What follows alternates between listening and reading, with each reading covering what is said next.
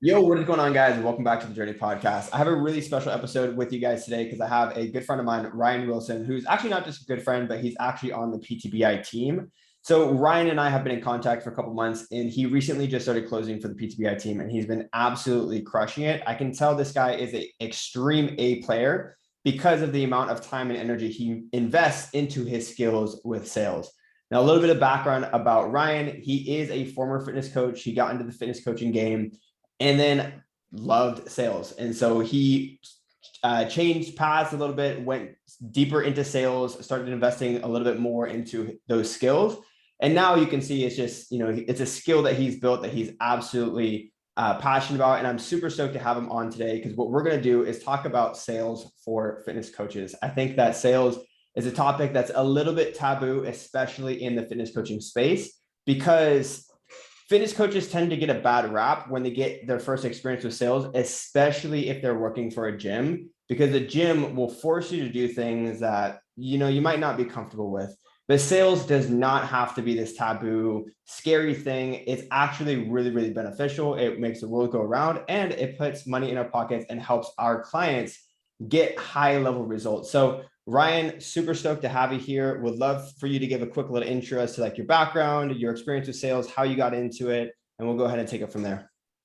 For sure. Yeah. Thanks so much for having me, Zach. So really, I was a little over a year ago, I got into fitness coaching myself. I had been super into fitness most of my later years of my life, college, everything like that.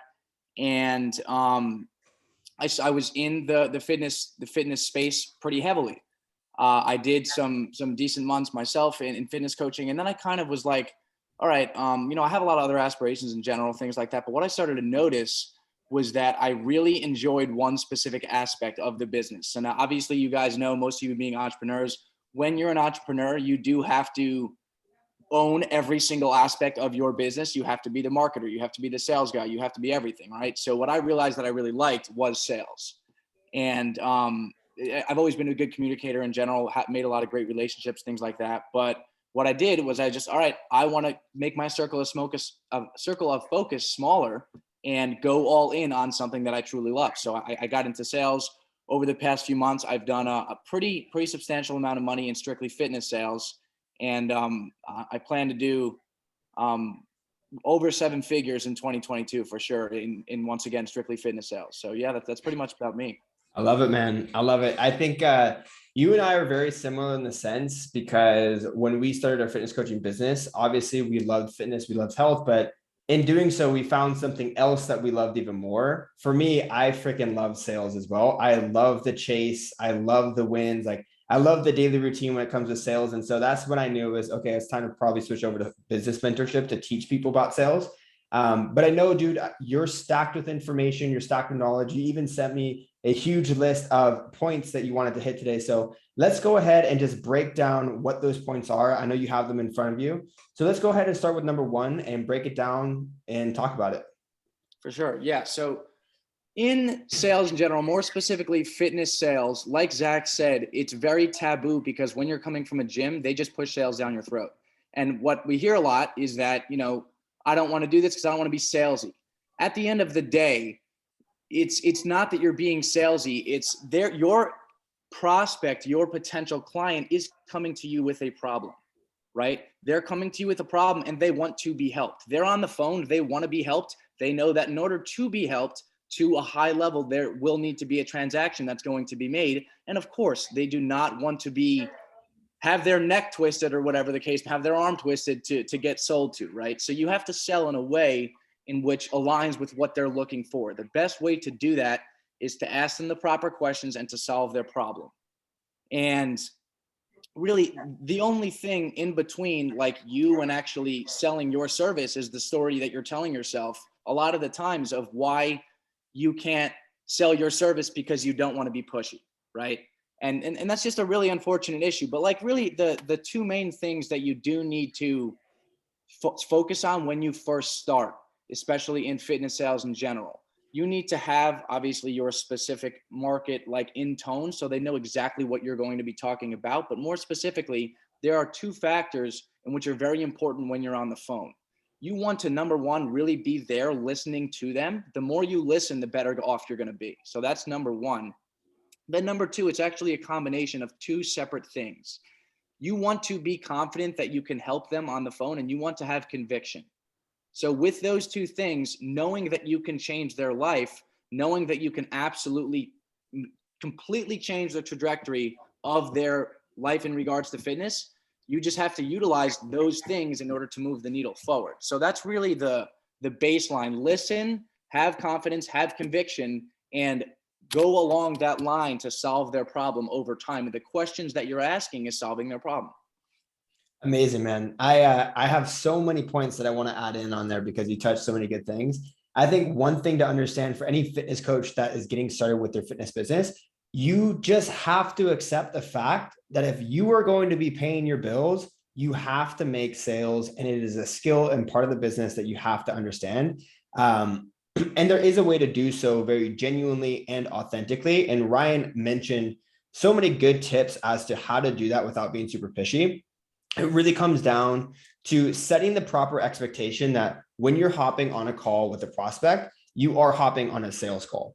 I feel like so many coaches that are getting started, like in the very, very beginning, they're like, how do I let my prospect know that I'm going to be charging for my service? And how do I get over the expectation that they're going to get this for free?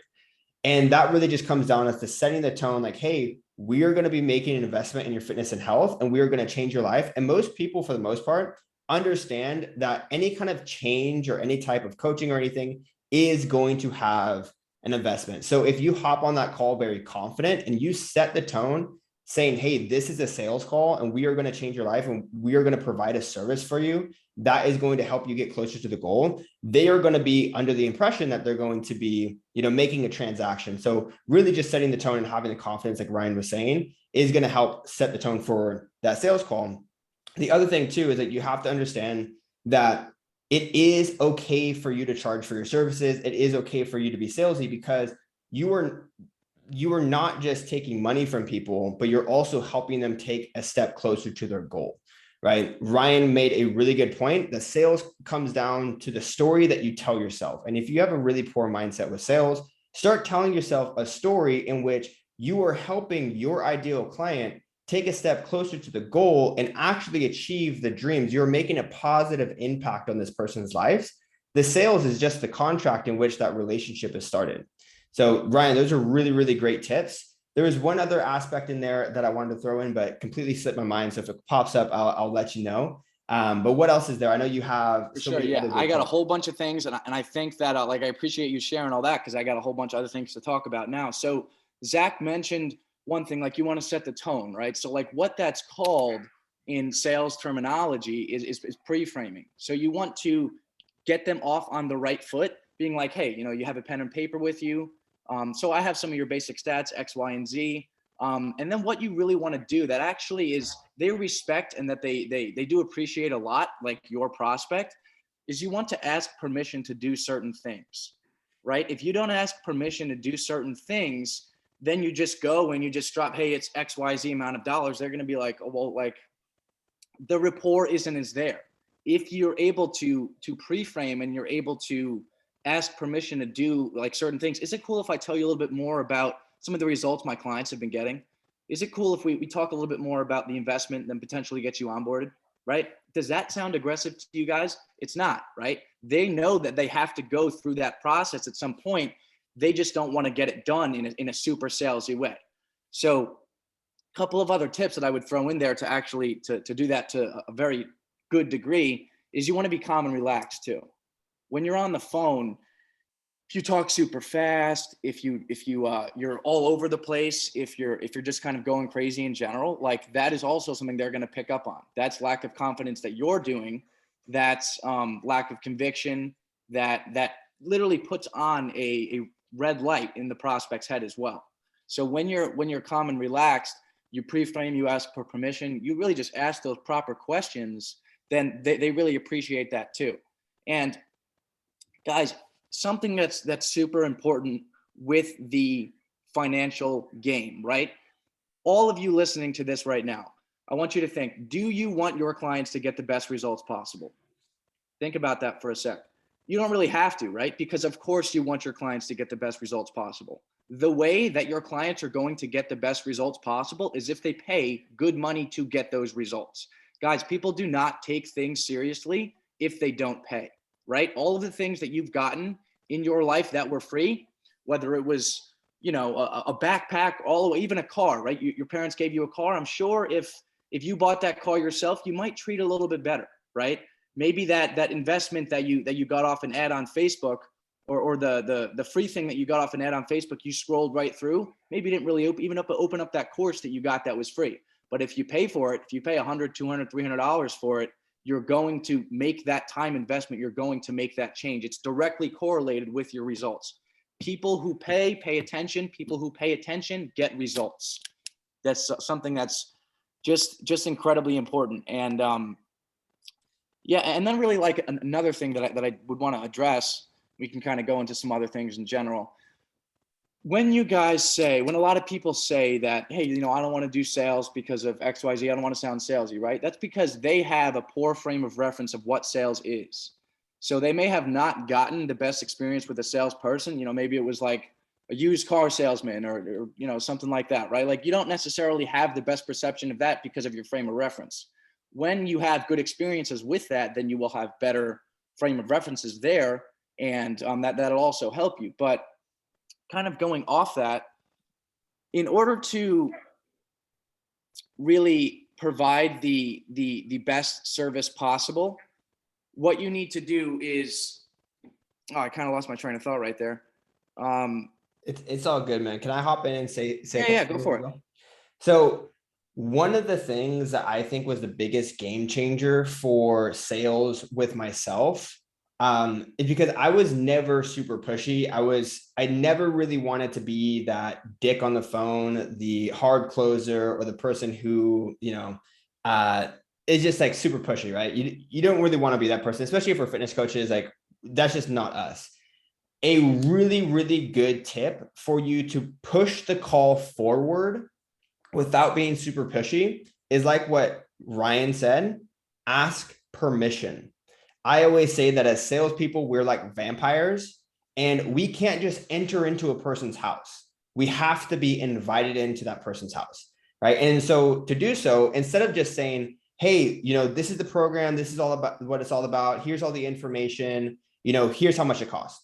Right? With every single step in the sales process, you want to ask permission to proceed forward because now they're telling you that it's okay to take them on this journey and proceed forward in, the sales call. So that way, by the time they get to the actual pricing investment, it was their decision to get there and they agreed upon every single step, saying it's okay for you to take me down this journey. It's okay for you to show me these results. It's okay for you to walk me through the progress, and it's okay for you to reveal the investment, because I'm giving you permission to do so. I find that really helps just like have a very genuine and authentic conversation without being super, super pushy.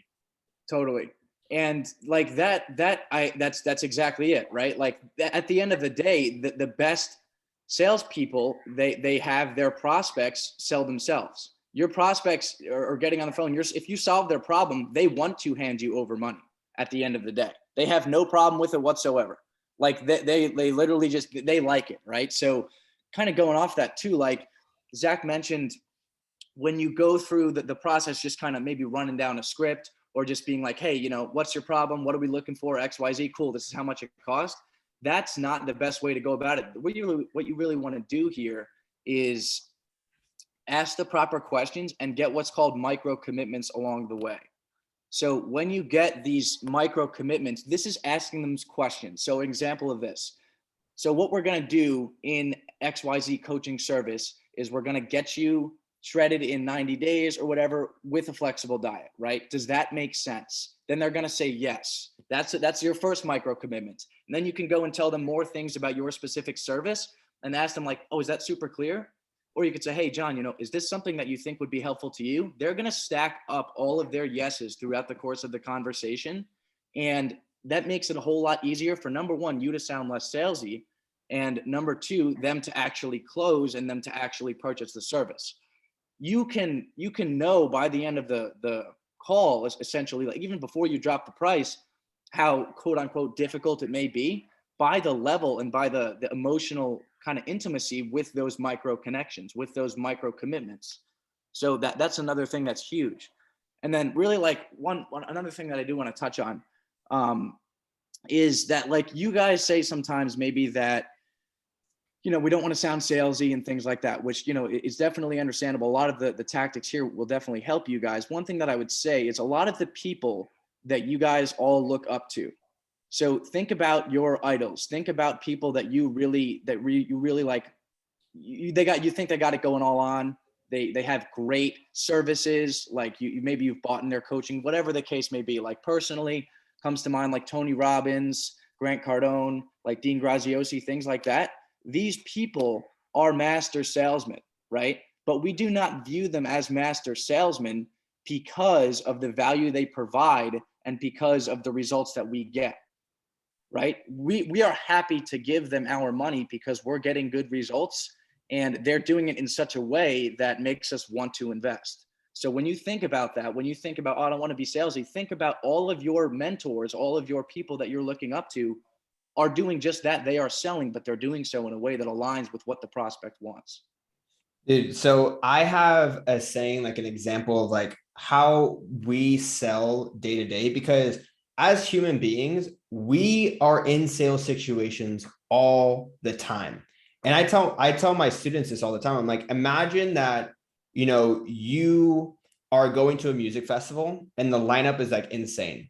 And your friend is like, I don't really know. Like, I've never really listened to this music before. Like, close them on it. Close them on. Yeah, I don't know. But you have so much conviction that they're going to have a good time that you are going to put them in an uncomfortable situation, because at the end of the day that going to that music festival is actually going to be the best decision possible for them. So like, that's an example of everyday sales. And with fitness sales, you have to have total conviction and total belief that your program is the absolute best decision that your prospect can make, that is going to create a positive impact on their life. And when you have that conviction, you have that belief, you're not going to let them off the call without joining, because that program is the absolute best program. So that's like the level of conviction that you need to have. And I would say these guys like Grant Cardone, these guys like Tony Robbins and Dean Graziosi, the big fish in the space, they don't even have to sell, because their belief in their product, their belief in their service is so high that it is convincing. They just influence you to want to change your life because they have so much belief. And so if you have, any kind of, setbacks with sales, just believe in your product in a level that is like going to convince your prospect that, holy shit, they believe in me more than I believe in me. And so I'm going to be influenced by their energy and want to sign up.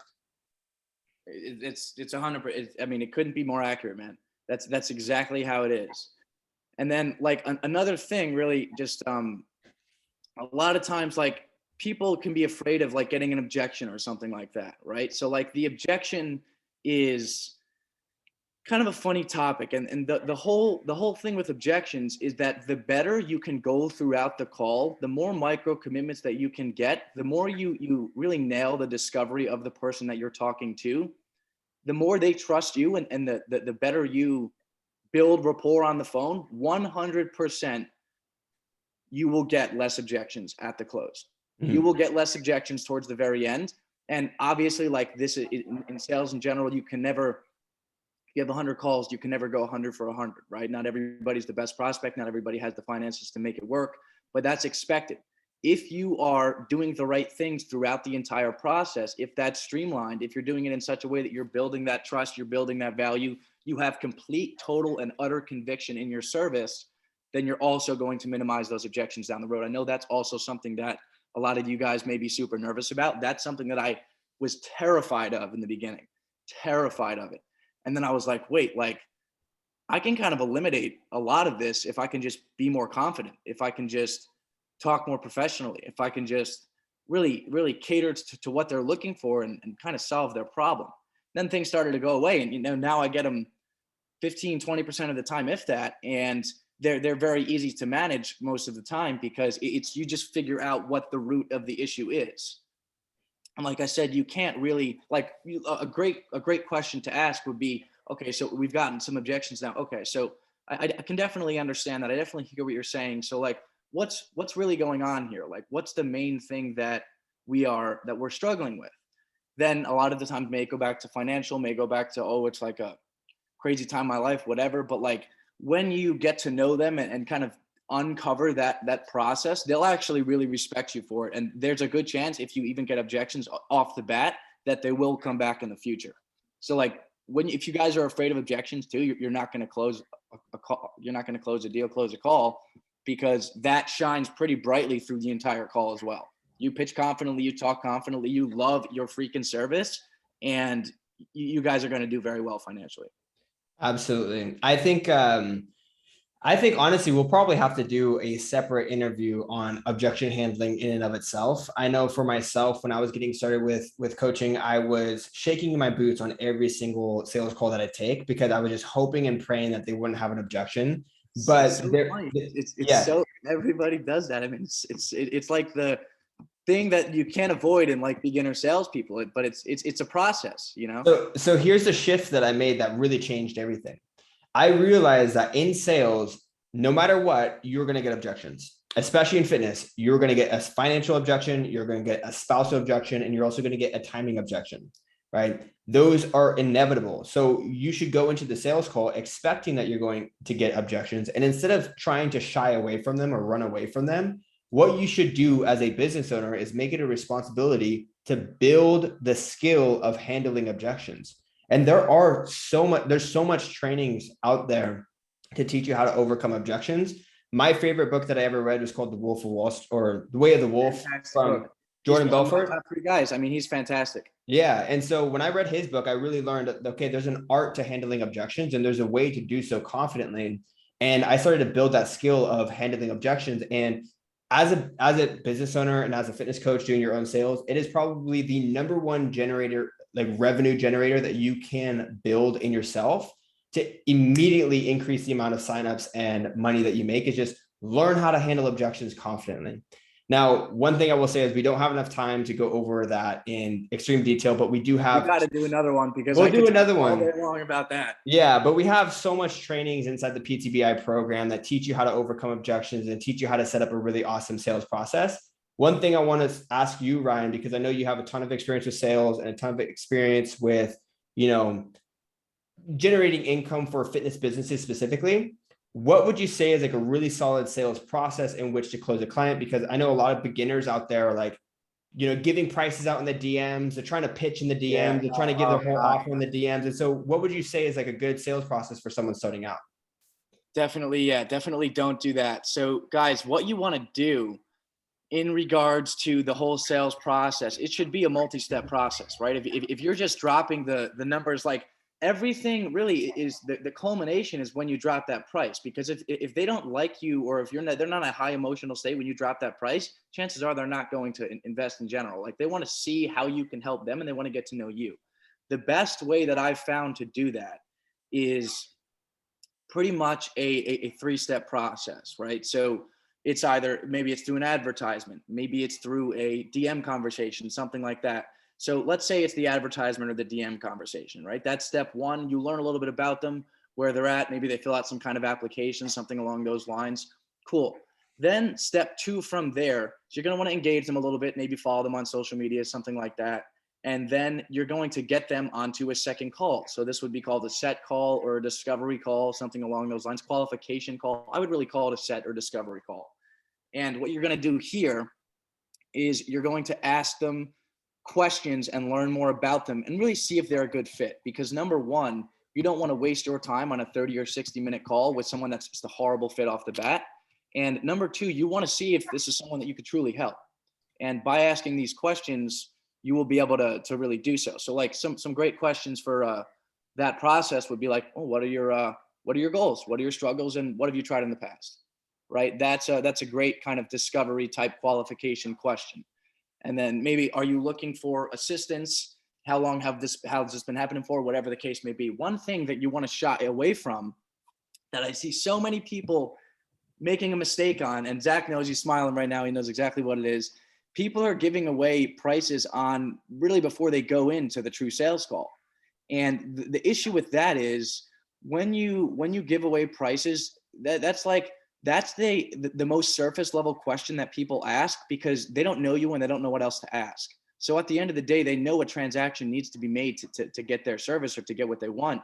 But the only really variable they have to judge who you are as a person or what your business is that price point. So they'll ask that, and what you need to do in a confident, composed, and relaxed fashion is tell them, yeah, like is essentially don't give them the price, but don't be like, hey, we don't give out prices, right? Say it in a way in such that you're like, kind of, it's a combination of like minimizing deflection and just like, cool, this is going to be something that we discuss since you said that you're interested. You know what I mean? So you're essentially, if someone were to say, hey, what's the price? Yeah, I definitely get that that's something that we'd like to know. So based on everything you've told me, it sounds like you're a great fit. What we want to do is really diagnose everything about you, see where you're truly at, and if we could really help you, and then tell us more about your service. So what we have really, there's a lot of different tiers that works for everyone, and we want to find something that works best for you. So that next step would really be to book another call, hence the sales call, and then kind of go from there. Ron, Kathy, does that sound good? Then they're going to say yes. And if they're interested in the service, right, like they're going to do it. And there's just, every time you're putting they need to be in a high emotional state in order to purchase something of high value, right? High value, if you're selling $1,000 fitness package, that's, I mean, depending on the person, like that's a fairly pretty penny, right? Like it's not nothing, right? And if they're not in a high emotional state, and if they don't feel like they're connected to you, which is exactly what you do on the sales call, they will not invest. So when you give them the prices up front, you're doing yourself and them and the prospect. Think about that, yourself, because you're not going to generate the revenue. But also, more even importantly, to be honest, is the prospect, because they're not going to change their freaking life because of your service. So get to know them, cater to their problems, and then go from there. Do not give out prices before the sales call. And do not even drop the price unless you feel that this is a great prospect. This is someone that's super engaged, that you've gotten to know a lot about them, and that you guys are really along that pathway to truly solving their problem. Because that last step to solving their problem is that transaction. Once it's there, they just got to put in the work. Does that make sense, guys? No. Dude, I think you made a really, really great point that I've never really thought about before, but you're absolutely right. Is that when someone asks you, what are your prices or how much do you charge? That is them literally telling you that they're ready to take the next step. They just don't know how to proceed, right? They don't know what the process is. And so they're ready. But one thing I always say is like, when you give out prices in the DMs or when you give out prices prematurely, people tend to make a decision based on the number rather than the value.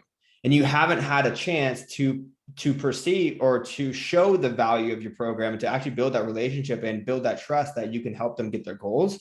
And so when you give your prices out prematurely, it's like, from there, just like, oh, that's too expensive. And so they're just going to bounce. Whereas if they can base that number off of the value that you're able to show them with your program on a sales call, then the value outweighs the number and they have no problem investing. So I think it's a really good point that you made. That's like, okay, when people ask for the prices, it's usually just a sign that they are ready for the next step. They just don't know what questions to ask.